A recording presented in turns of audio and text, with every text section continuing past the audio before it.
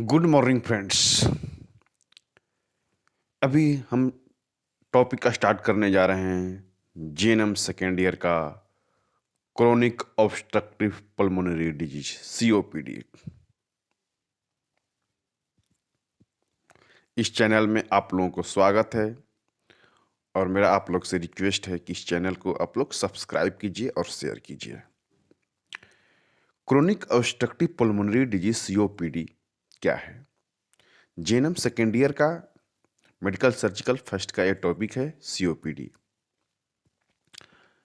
COPD chronic obstructive pulmonary disease, इस नाम से ही आपको एक जानकारी होता है। ऑब्स्ट्रक्टिव, ऑब्स्ट्रक्टिव की मीन्स मतलब कहीं ना कहीं रुकावट। ऑब्स्ट्रक्टिव के मतलब कहीं ना कहीं आपको रुकावट।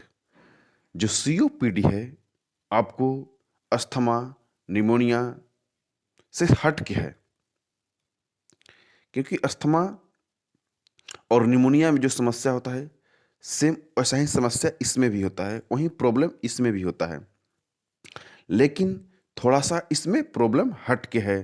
Chronic obstructive pulmonary disease, chronic obstructive pulmonary disease इस शब्द से ही छुपा हुआ है कि जो पल्मोनरी है, जो हार्ट सिस्टम है, हार्ट सिस्टम में जो फेफड़ा है, फेफड़ा के अंदर जहाँ से फेफड़ा के अंदर एल्वेओलाई होता है। आप फेफड़ा का जब डायग्राम को देखिएगा तो उसमें अंगूर के गुच्छा टाइप का एल्वेओलाई होता है। एल्वेओलाई छोटे छोटे छोटे छोटे छोटे छोटे एल्वेओलाई होते हैं जो कि फेफड़ा के अंदर पाया जाता है और दोनों तरफ पाया जाता है, राइट साइड और लेफ्ट साइड दोनों साइड पाया जाता है। उस एल्वेओलाई में का काम क्या होता है? एयर का एक्सचेंज करना है। क्या काम करना है? एयर को एक्सचेंज करने के मतलब कि जैसे वो होता है, जैसे आप समझ ले कि फुलौआ हुआ, चाहे कोई गेंद लेते हैं आप, जिससे छोटा छोटा बच्चों का जो गेंद होता है उसको देखिएगा, जब दबाइएगा तो दबेगा फिर खुल जाएगा, दबेगा फिर खुल जाएगा, दबेगा फिर खुल जाएगा।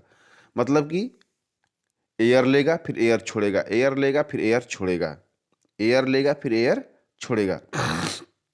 जो एल्वेओलाई होते हैं उसका यही फंक्शन होता है, एयर को लेना फिर एयर को छोड़ना, एयर को लेना फिर एयर को छोड़ना, एयर को लेना फिर एयर को छोड़ना। तो इनका एक फंक्शन होता है जिसके चलते हमारी जो श्वसन प्रक्रिया है वो कंटिन्यू चलते रहता है। ये जो श्वसन प्रक्रिया है ये कंटिन्यू चलते रहता है, लेकिन जब उसके अंदर ऑब्स्ट्रक्शन आ जाता है, उसके अंदर जब रुकावट आ जाता है, तो उस रुकावट कैसे आता है? जैसे वो खुला हुआ, जैसे गेंद है, गेंद के अंदर कुछ भर गया, वो क्या हुआ? जब गेंद के अंदर भर जाएगा तो फिर कुछ चीज भर जाएगा, ऐसा चीज जो उसको बंद होने में रुकावट डालेगा। तो जब बंद होने में रुकावट डालेगा तो एयर को नहीं लेगा।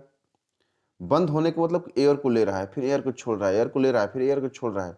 जब उसके अंदर कोई दूसरा मटेरियल भर जाएगा जो कि उसको न खुलने देगा ना बंद होने देगा, जो खुलने देगा ना बंद होगा ढंग से, तो उसमें क्या होगा? एयर का एक्सचेंज नहीं हो पाएगा।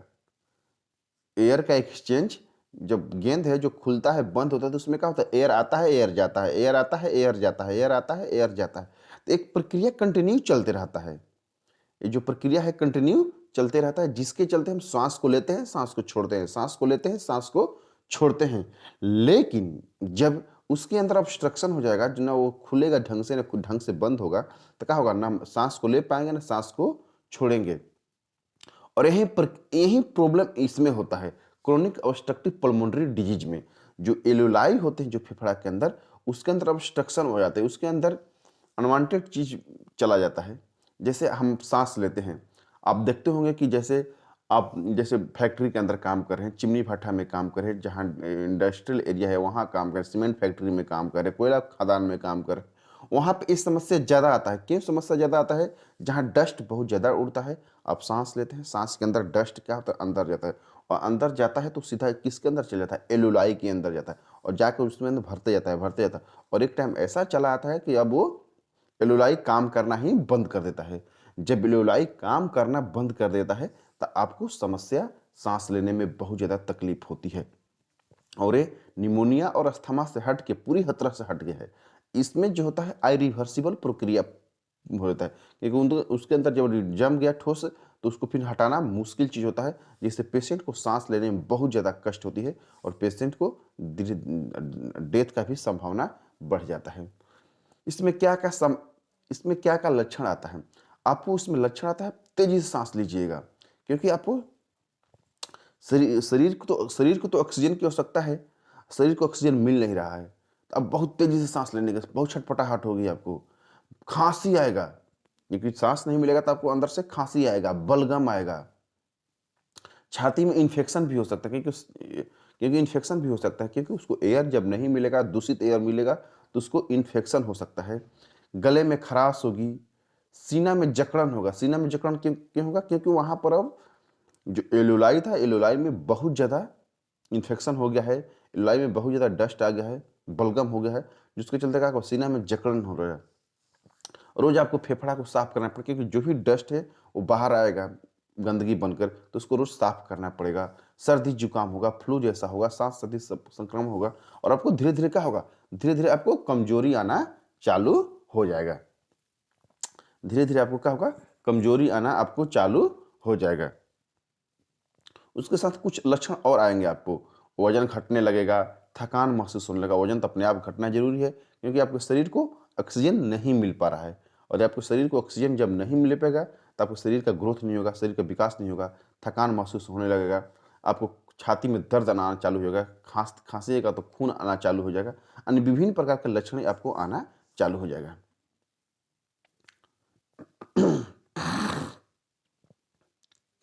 इसके जोखिम कारक क्या है? इसके जोखिम कारक में पहले ही बता दिया कि आपको यदि आप जहाँ से डस्ट ज़्यादा हो, जैसे सीमेंट फैक्ट्री हुआ, कोयला खदान हुआ, चिमनी भाटा हुआ, वहाँ पर इसकी समस्या ज़्यादा जोखिम होती है, वैसे जगह पर ये बीमारी ज़्यादा होने की संभावना होता है। दूसरा चीज़, जो लोग बहुत ज़्यादा सिगरेट पीते हैं उनको भी इसकी समस्या आने के ज़्यादा होती है।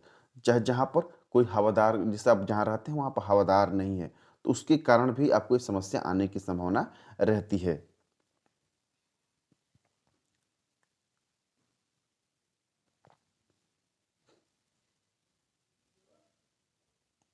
इसका हम बचाव कैसे करेंगे? इसके बचाव के लिए एक सबसे बढ़िया तरीका है कि पहले आप जैसे सीमेंट फैक्ट्री हो, कोयला खदान हो, डस्ट हो, वहाँ पर आप मास्क यूज कीजिए, या आता है ऐसा मास्क की वो ऑक्सीजन हवा ले सकता है और आपको डस्ट से बचा सकता है। तो वहाँ पर काम कर रहे हैं तो उसको ऐसा यूज कीजिए ताकि अंदर बहुत ज़्यादा डस्ट वस्ट न जाए। दूसरी, वायु प्रदूषण से बचे। वायु प्रदूषण जो होता है, वायु प्रदूषण भी एक टाइप से वही चीज़ है जिसमें अनवांटेड चीज़ होता है, ज़्यादा कार्बन डाइऑक्साइड गैस होगा, डस्ट होगा, धूल कण होगा, ये जितने भी हमारे सांस के थ्रू अंदर जाएंगे तो फेफड़ा को संक्रमित करेंगे ही। दूसरा, अपनी जीवन शैली को स्वस्थ है, मतलब कि आप धूम्रपान से दूर रहें, रोज एक्सरसाइज करें, स्वस्थ भोजन करें, रोज टहले। ये सब करने से आपको क्या होगा, शरीर क्या रहेगा, स्वस्थ रहेगा, फेफड़ा क्या रहेगा, स्वस्थ रहेगा।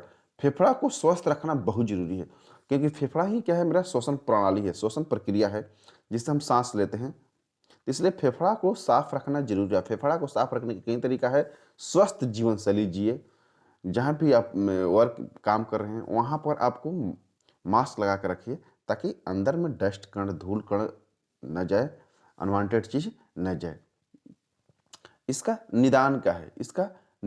इसका निदान है आपको स्टेथोस्कोप से लोग चेक करते हैं कि हार्ट काम कर रहा है कि नहीं कर रहा है। धूम्रपान से बचिए, और इंडस्ट्री में काम करें जहाँ डस्ट धूल कण हो, वहाँ पर आप मास्क लगा के यूज करिए। और इसको कैसे आप इसको निदान करते हैं, पहले हम लोग अस्पायरोमेट्री करते हैं। अस्पायरोमेट्री का है, एक मशीन है जिससे सांस को परीक्षण किया जाता है कि आपके अंदर जो एलोलाई है वो कितना फंक्शनिंग कर रहा है, कितना फंक्शनिंग नहीं कर रहा है, कितना एयर का एक्सचेंज कर। यदि एयर का एक्सचेंज होगा सही से तो आपको क्या होगा, यदि एयर का एक्सचेंज सही से होगा तो आप श्वसन भी सही से ले सकते हैं। यदि एयर का एक्सचेंज एकदम जीरो हो जाएगा तो आपको बहुत तकलीफ होगा, आपको डेथ भी हो सकता है। तो स्पायरोमेट्री मशीन से हम लोग क्या करते हैं, उसको एलोलाई को चेक करते हैं तो कितना इसमें एयर का एक्सचेंज होता है।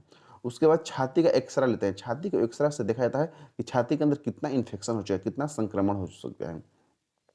उसके बाद ब्लड टेस्ट किया जाता है ताकि हीमोग्लोबिन पता चले कि आपको एनीमिया की भी तो शिकायत हो सकती है, उसका भी देखा जाता है। उसका इलाज, इसको इलाज में हम लोग ब्रोंकोडायलेटर का यूज करते हैं। ब्रोंकोडायलेटर के यूज करने के पीछे सबसे बड़ी कारण है कि क्योंकि उसमें फैलाव करे, जो जो एलोलाई है, एलोलाई के अंदर का होता है फैलाव हो, ताकि तभी का वो एयर को लेगा और एयर को छोड़ेगा। तो उसके लिए हम ब्रोंकोडायलेटर का यूज करते हैं, जिसमें हम लोग साल्ब्यूटामोल, इपरट्रोपियम ब्रोमाइड, साल्मेट्रोल, विभिन्न प्रकार की दवाई का यूज करते हैं। उसके बाद स्टेरॉयड इनहेलर कर लेते हैं, कॉर्टिकोस्टेरॉयड इनहेलर का यूज करते हैं। उसके बाद थियोफाइलिन यूज किया जाता है। मिकोलाइटिक ड्रग्स लेते हैं, टर्ब्यूटालिन सल्फेट। उसके बाद नेबुलाइजर का प्रयोग किया जाता है, नेबुलाइजर का प्रयोग किया जाता है। नहीं तो जब विशेष परिस्थिति हो जाती है तो आपको लंबी अवधि तक ऑक्सीजन थेरेपी की भी आवश्यकता पड़ सकता है। Thank you. और ये टॉपिक बहुत ज़्यादा इम्पोर्टेंट है जेएनएम के लिए, इसलिए आप लोग इसको अच्छे से अध्ययन कीजिए और इसको लाइक कीजिए, सब्सक्राइब कीजिए और शेयर कीजिए। Thank you.